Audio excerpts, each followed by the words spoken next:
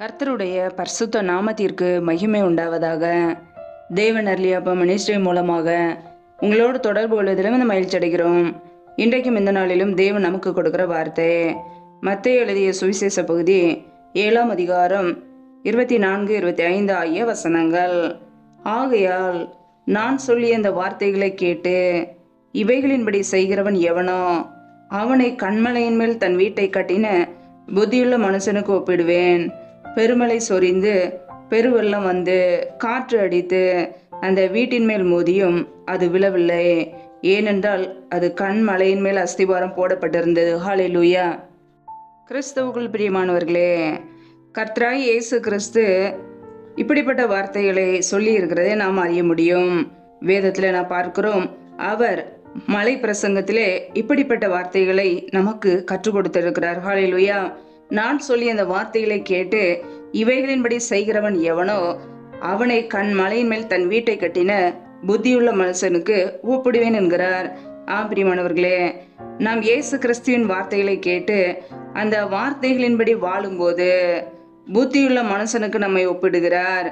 நம்முடைய வாழ்க்கையிலே கர்த்தராகிய இயேசு கிறிஸ்து மீது நாம் அஸ்திபாரம் போடப்பட்ட பிள்ளைகளாய் இருக்கிறோமா? நம்முடைய குடும்பம் எப்படிப்பட்ட காரியங்களிலே வாழ்ந்து கொண்டு இருக்கிறது? நம்முடைய அஸ்திபாரம் அவராக இருக்கிறாரா? யோசித்து பார்ப்போம். இன்றைக்கு அநேக குடும்பங்களிலே அஸ்திபாரம் சரியில்லாமல் இருப்பதினாலே பிரச்சனைகள் வரும்போது, உபத்திரங்கள் வரும்போது அழிந்து விடுகிறது. பிரியமானவர்களே, நம்முடைய வீடு கட்டப்படும் என்றால் நாம் புத்தியுள்ளவர்களாய் வாழ வேண்டும். இயேசு கிறிஸ்துவின் வார்த்தைகளை கேட்டு அவைகளின்படி வாழும்போது நம்முடைய குடும்பத்தில் எந்த பிரச்சனைகள் வந்தாலும் வீட்டை ஒரு நாளும் இடிக்க முடியாதபடிக்கு அது கண்மலையின் மீது அஸ்திபாரம் போடப்பட்டது போல அது கண்மலையின் மீது அஸ்திபாரம் போடப்பட்ட வீடாக இருக்கும். பிரியமானவர்களே, நாம் இயேசு கிறிஸ்து மீது அஸ்திபாரம் போடப்பட்ட குடும்பமாக இருக்கிறோமா? ஒவ்வொரு நாளும் நம்முடைய வாழ்க்கை எப்படி இருக்கிறது? இயேசு கிறிஸ்துவின் வார்த்தைகளை கேட்கிறோம், அந்த வார்த்தைகளுக்கு நாம் கீழ்ப்படுகிறோமா? புத்தியுள்ள ஜனங்களாய் வாழ்கிறோமா? பெருமழை வரும்போது, பெரிய வெள்ளம் வரும்போது, காற்று அடிக்கும்போது, நம்முடைய குடும்பத்தின் மீது மோதும் போது நம்முடைய குடும்பம் கட்டப்பட்டதா இருக்க வேண்டும், ஸ்ட்ராங்காக இருக்க வேண்டும். இயேசு கிறிஸ்து மீது கட்டப்பட்ட வீடாக அஸ்திபாரம் ஸ்ட்ராங்காக இருக்கும்போது அந்த வீடு விழாது. பிரியமானவர்களே, நம் கண்மலையாகிய இயேசு கிறிஸ்து மீது கட்டப்பட்ட ஜனங்களாய் வாழ்கிறோமா? நம்முடைய அஸ்திபாரம் எதாக இருக்கிறது? நம்மை நாமே ஆராய்ந்து பார்ப்போம். நான் சொல்லி அந்த வார்த்தைகளை கேட்டு இவைகளின்படி செய்கிறவன் எவனோ அவனே புத்தியுள்ள மனுஷனுக்கு ஒப்பிடுவேன் என்று கர்த்தர் சொல்கிறார். பிரியமானவர்களே, நாம் புத்தியுள்ள ஜனங்களாய் வாழ்கிறோமா? புத்தியுள்ள மனிதர்களாய் வாழ்கிறோமா? இயேசு கிறிஸ்துவின் வார்த்தைகளை கேட்கிறோம், அந்த வார்த்தைகளின்படி செய்கிறோமா? நம்மை நாமே ஆராய்ந்து பார்ப்போம். வார்த்தைக்கு கீழ்ப்படிந்து வாழும்போது சத்துருவானவன் வெள்ளம் போல வரலாம், புயல் போல வரலாம், நம்முடைய குடும்பத்தின் மீது மோதினாலும் எந்த ஒரு பாதிப்பும் வராது. ஏனென்றால் அஸ்திபாரம் கிறிஸ்துவாக இருக்கிறார். ஹல்லேலூயா. நம்முடைய அஸ்திபாரம் எதின் மீது நாம் போடப்பட்ட ஜனங்களாய் இருக்கிறோம்? நம்மை நாமே ஆராய்ந்து பார்ப்போம். லூக்கா 6ஆம் அதிகாரம் 47, 48 ஆகிய வசனங்களிலே இயேசு கிறிஸ்து இப்படியாக கூறியிருக்கிறார், என்னிடத்தில் வந்து என் வார்த்தைகளை கேட்டு அவைகளின்படி செய்கிறவன் யாருக்கு ஒப்பாயிருக்கிறான் என்று உங்களுக்கு காண்பிப்பேன். ஆழமாய் தோண்டி கற்பாறையின் மேல் அஸ்திபாரம் போட்டு வீடு கட்டுகிற மனுஷனுக்கு ஒப்பாயிருக்கிறான். பெருவெள்ளம் வந்து நீரோட்டம் அந்த வீட்டின் மேல் மோதியும் அதை அசைக்க கூடாமல் போயிற்று, ஏனென்றால் அது கண்மலையின் மேல் அஸ்திவாரம் போடப்பட்டு இருந்தது என்று இங்கே பார்க்கிறோம். பிரியமானவர்களே, இயேசு கிறிஸ்துவனிடத்திலே வந்து அவருடைய வார்த்தைகளை கேட்டு அந்த வார்த்தைகளின்படி செய்யும் போது நம் யாருக்கு ஒப்பாயிருக்கிறோம்? புத்தியுள்ள ஜனங்களுக்கு ஒப்பாயிருக்கிறோம். ஆழமாய் தோண்டி கற்பாறையின் மேல் அஸ்திபாரம் போடப்பட்ட ஒரு வீட்டுக்கு ஒப்பாயிருக்கிறோம்.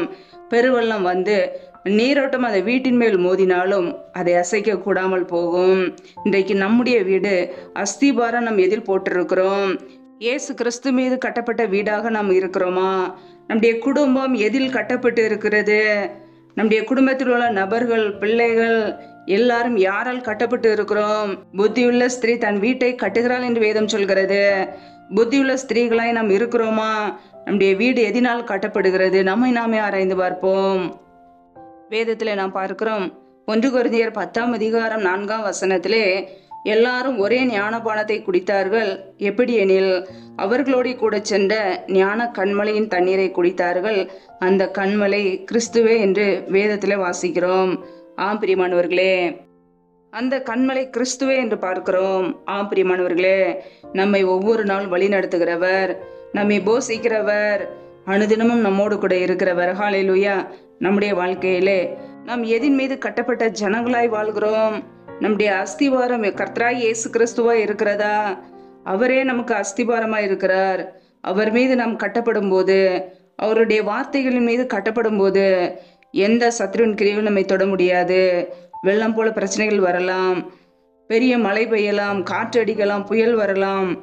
எது நம்முடைய குடும்பத்தின் மீது மோதினாலும் நம்முடைய குடும்பத்தை அசைக்க முடியாது. பிரியமானவர்களே, இயேசு கிறிஸ்து மீது நாம் வீடு கட்டப்பட்டவர்களாக இருப்போம். நம்முடைய குடும்பம் கர்த்தராய் இயேசு கிறிஸ்து மீது கட்டப்பட்டதாக இருக்கட்டும். அப்பொழுது எந்த உபத்திரவங்கள் பாடுகள் வந்தாலும் நாம் மேற்கொள்ள முடியும். ஹல்லேலூயா. அவருடைய வார்த்தைக்கு கீழ்ப்படிவோம், வார்த்தைகளின்படி வாழ்வோம்.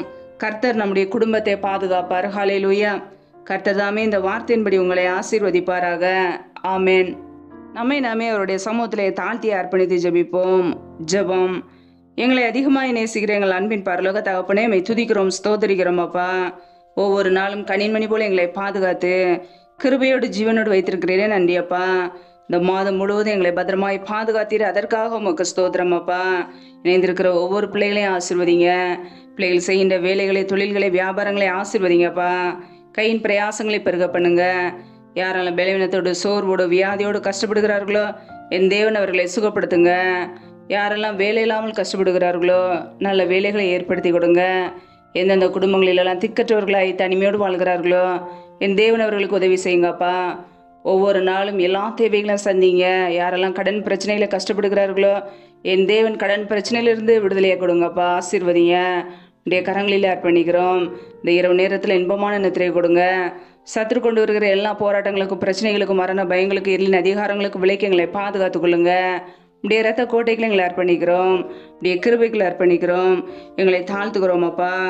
கண் மலை மீது கட்டப்பட்ட குடும்பமாக இருக்க எங்களை அர்ப்பணிக்கிறோம். இயேசு கிறிஸ்துவின் வார்த்தைக்கு கீழ்ப்படிந்து வாழ எங்களை அர்ப்பணிக்கிறோம். எங்களை ஆசீர்வதிங்க, பாதுகாத்து கொள்ளுங்க. எந்த சத்துருவின் கிரியையும் எங்களை தொடாதபடிக்கு வேலியடைங்க. உடைய இரத்த கோட்டைகளை அர்ப்பணிக்கிறோம். எல்லா துதி கன மகிமை எல்லாம் ஒருவருக்கே செலுத்துகிறோம். இயேசு கிறிஸ்துவின் மூலம் ஜெபிக்கிறோம் ஜீவனுள்ள நல்ல பிதாவே. ஆமேன்.